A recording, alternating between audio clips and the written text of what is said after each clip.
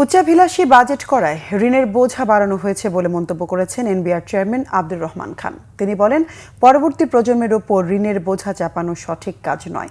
আর অর্থনীতিবিদরা বলছেন, জিডিপির আকারে বাজেটের ঘাটতি খুব বেশি না হলেও এটির কারণেই বৈদেশিক ঋণ পরিশোধের আকার বাড়ছে। গোলাম মঈনুল হাসানের রিপোর্ট। চলতি বাজেটের আকার প্রায় ৮ লাখ কোটি টাকা। প্রতি বছর বাজেটের আকার বাড়ানোর প্রবণতায় এই আকার আসছে বছর কেমন হবে তা এখনো নিশ্চিত না হলেও বাজেট বাস্তবায়নের সরকার দেশি বিদেশি ঋণের চাপে পড়ছে। এমন বাস্তবতায় রাজধানীতে ইআরএফ কার্যালয়ে দেশীয় রাজস্ব বাড়ানোর উপায় নিয়ে সেমিনার আয়োজন করা হয়। অনুষ্ঠানে এনবিআর চেয়ারম্যান বলেন, বাস্তবতার নিরিখে বাজেট হওয়া উচিত। ডেফিনেটলি এর আগে যে বাজেটগুলো করেছি সেগুলোতে ব্যয় হিসেবে আমাদের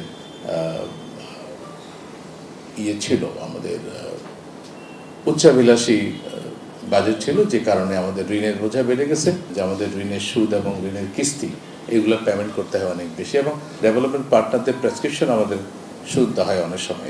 এটারও শোনার কারণ আছে। যেহেতু আমি তার কাছে ঋণ করতে যাই, সে আমাকে 3টা কথা শোনায় দেবেই।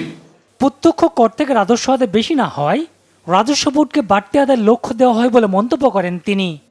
আগেই ঠিক করা হয় যে কত পার্সেন্ট ডেফিসিট বাজেট করব, কত পার্সেন্ট নিজের টাকায় করব। তো যেহেতু বাজেটের সাইজ ঠিক আছে, ডেফিসিট বাজেট কত হবে সেটাও ঠিক আছে, তো বাকিটা এনবিআর করবে। তো তার মানে হলো এখানে কোনো ফোরকাস্টিং সায়েন্টিফিক কোনো মডেল ইউজ করা হয়নি যে এনবিআর এর কালেকশন করার সক্ষমতা কতটুকু। অনুষ্ঠানে বিশ্লেষকরা বলেন, ঘাটতি বাজেটের ঋণের বোঝা সরকারকে বাড়তি চাপে ফেলছে।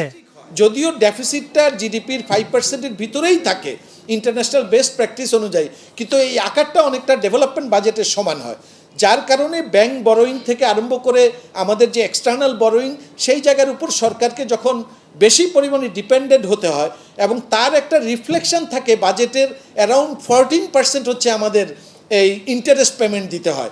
রাষ্ট্রীয় সেবা নিশ্চিত করা গেলে সাধারণ মানুষের মধ্যে কর দেওয়ার প্রবণতা বাড়বে বলে মনে করেন আলোচকরা। গোলাম মঈনুল হাসান, বাংলা ভিশন, ঢাকা।